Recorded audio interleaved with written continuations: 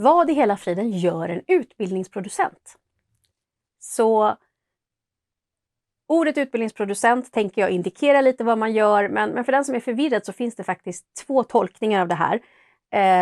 Jag var inte medveten om det när jag valde det här begreppet för att beskriva mig själv, men jag upptäckte senare att vissa tänker att en utbildningsproducent är den personen som du vet, sitter med och producerar när du har webbinar och grejer. Du vet, ser till att alla olika quiz kommer upp och frågor kommer upp och enkäter och liksom om deltagarna ska kunna prata eller inte, dela in dem i grupprum och alla de där grejerna. Skulle någon kanske referera till då som en utbildningsproducent. Men det jag menar när jag säger utbildningsproducent är helt enkelt att jag tillverkar allting som man kan tänkas stoppa i en utbildning. Och lite till. För att allt content, eller vad man ska säga, behöver inte heller vara i utbildningen, utan ibland så vill man ha tillhörande instruktioner eller manualer eller filmer eller vad det är för någonting som man kan lägga på andra ställen i organisationen som är stödverktyg och information på till exempel ett intranät, en hemsida eller ett nyhetsbrev eller vad vet jag.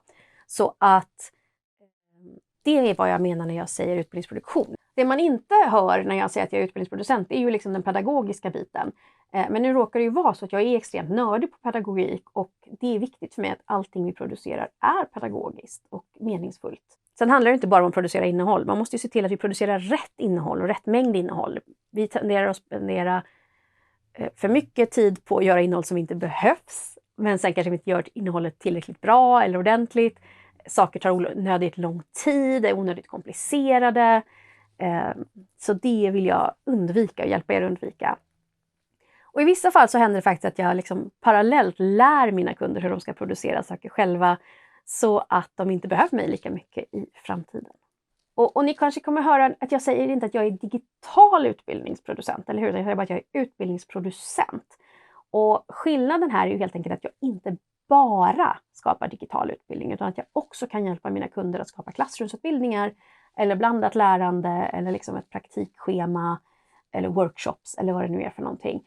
Så att jag vill inte begränsa det till att det är digitalt, för det måste det inte vara.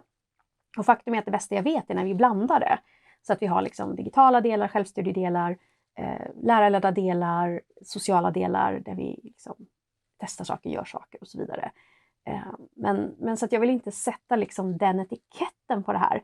Utan faktum är att just nu så gör jag mest digitalt innehåll och så har det varit sedan 2020.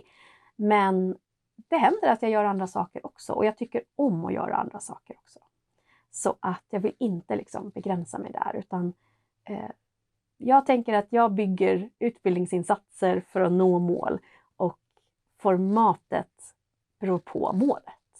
Om du jobbar med utbildning, kan inte du berätta vad har du för titel och hur skulle det liksom beskriver det vad du faktiskt gör? Det finns massa olika standardtitlar inom utbildning, framförallt på engelska, instructional designer, learning experience designer och så vidare, som är väldigt, väldigt breda och väldigt, väldigt luddiga. Och ja, ibland undrar man vad man ska använda för titel egentligen. Men jag kör på kreativ utbildningsproducent och så får vi se hur det går.